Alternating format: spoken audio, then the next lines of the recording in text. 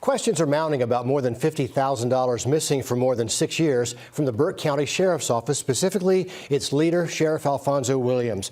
The county attorney telling the I-Team it was not only improper, it threatens public trust and potentially future taxpayer funding for law enforcement.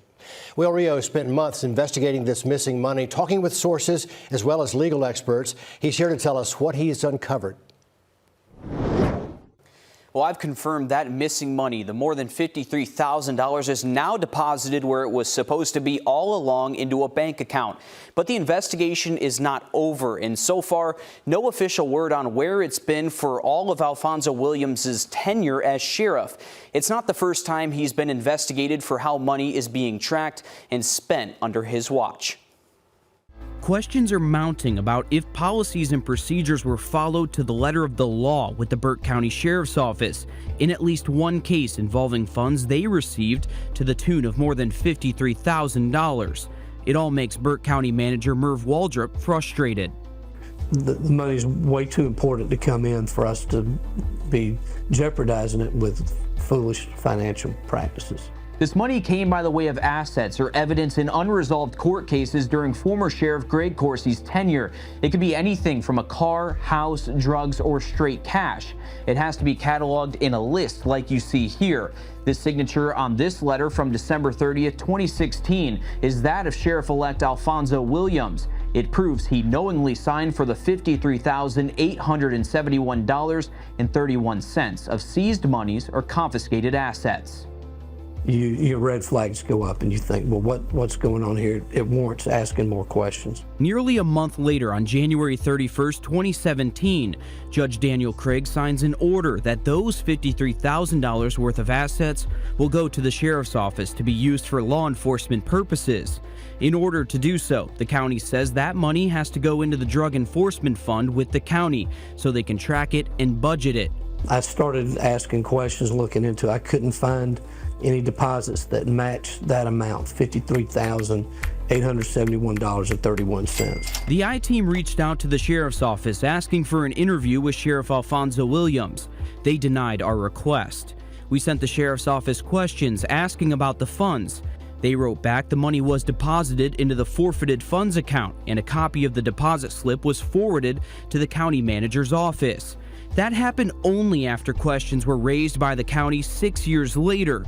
Spreadsheets from the county show the more than $53,000 was never deposited or accounted for in any account.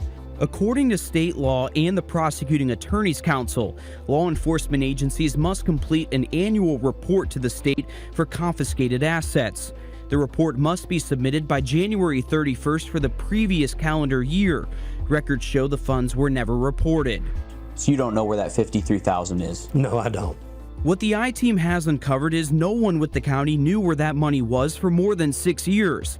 That's because Waldrop tells the I-Team he didn't even know it was not accounted for until he was tipped off by former Sheriff Greg Corsi. So between 2017 and October 24th of 22, we don't know where the funds were.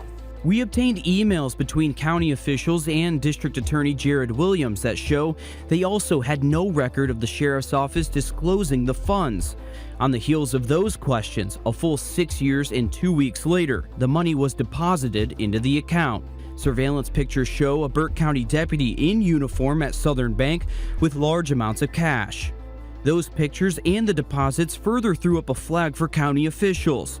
While the total amount of money was the same, a closer look at the denominations on the original asset sheet 6 years ago did not match what was deposited at Southern Bank. It was a very specific dollar amount. Right, yeah, it was the minimal amount of bills to make up $53,871.31. And that was another red flag, is that the deposit did not appear to be the same amount of cash that was listed on the reports that Sheriff Corsi provided us. The missing money, coupled with an independent financial audit in October of last year, all could add up to trouble for taxpayers. The audit found Burke County Sheriff Alfonso Williams spent more than $200,000 in grant money on a credit card that county commissioners say they never authorized. Waldrop says it all comes down to bookkeeping. if these problems continue to happen, the county has the potential of being a non-certified or non-qualified local government. If we get non-qualified local government status, we're not eligible for grant funding from state agencies. In the end, it can hurt the county, taxpayers, and even the sheriff in the long run. In a separate criminal investigation, the GBI is looking into irregularities in training records for Waynesboro Police Department officers. Those classes were given by Burke County Sheriff Alfonso Williams. The GBI says that case is still ongoing.